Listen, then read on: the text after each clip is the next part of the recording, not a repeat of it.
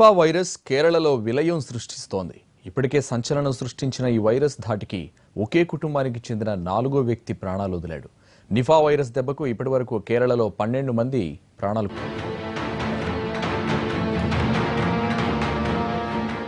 Nipah virus కేరళలో విజృంభిస్తోంది. అమాయకుల ప్రాణాలను బలి తీసుకుంటోంది.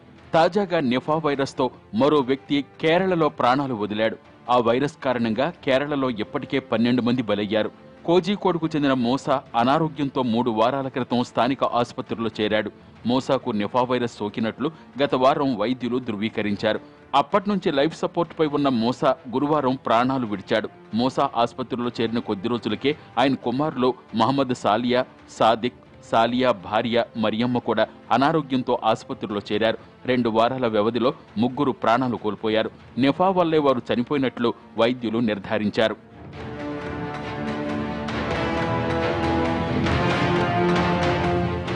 ఒకే కుటుంబంలోని 4 ఈ కారణంగా చనిపోవడంతో మూసా కుటుంబం నివాసముంటున్న కోజికోడ్ పట్టణ ప్రజలు భయభ్రాంతులకు గురవుతున్నారు. నిఫా వైరస్ ప్రధానంగా గబ్బిలాల ద్వారా వ్యాపిస్తుందంటున్నారు డాక్టర్లు.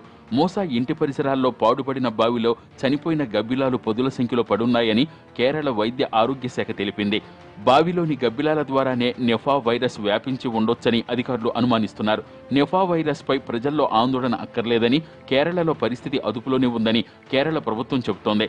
నిఫా వైరస్ పక్షులు, జంతువుల నుంచి మనుషులకు వ్యాపిస్తుందని, వ్యాధిపై ప్రజల్లో అవగాహన కల్పించడానికి అవసరమైన చర్యలు చేపట్టామంటోంది కేరళ సర్కార్.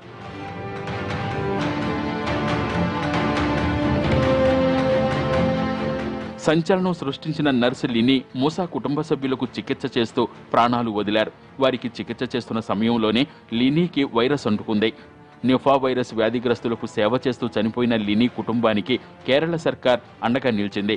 20 లక్షల పరిహారం ప్రకటించడమే కాకుండా ఆమె భర్తకు ప్రభుత్వ ఉద్యోగం ఇవ్వాలని నిర్ణయించింది.